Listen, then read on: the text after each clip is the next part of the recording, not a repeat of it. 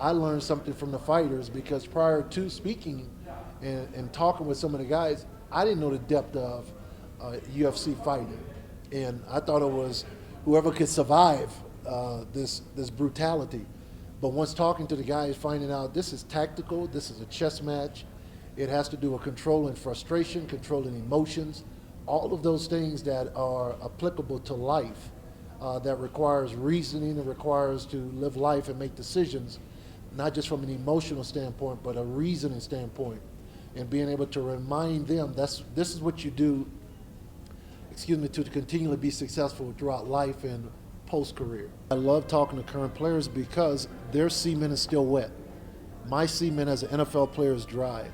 It's a metaphor that I used growing up in New Orleans. If we saw the guy laying cement, a lot of times you want to be mischievously famous. So when they laid cement, you hide, you hid out, or you were hiding, waiting for them to leave, but you only had a certain window of time to go get your fingerprint or write your name in it so it'll last throughout as long as that concrete was there. Well, you only had a certain amount of time because if you missed that window before it dried, you missed your opportunity. So as I played, I am so glad that I learned diligence and hard work from my parents and from my relationship with Christ. So I wouldn't have regrets after I played.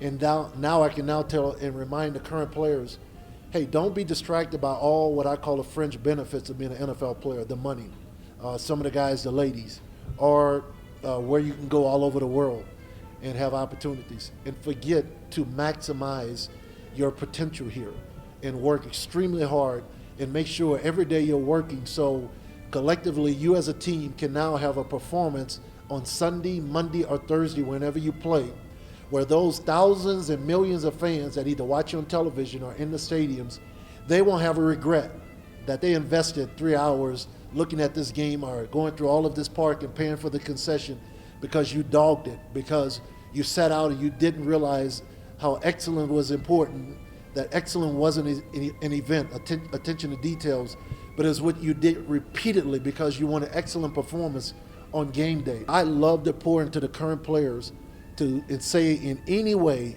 Also, I love when those fans come up to me now or in front of my family, as I said earlier, and they have joy on their faces and they love just the memory of seeing me play or having had seen me play, and then are willing to share that with me.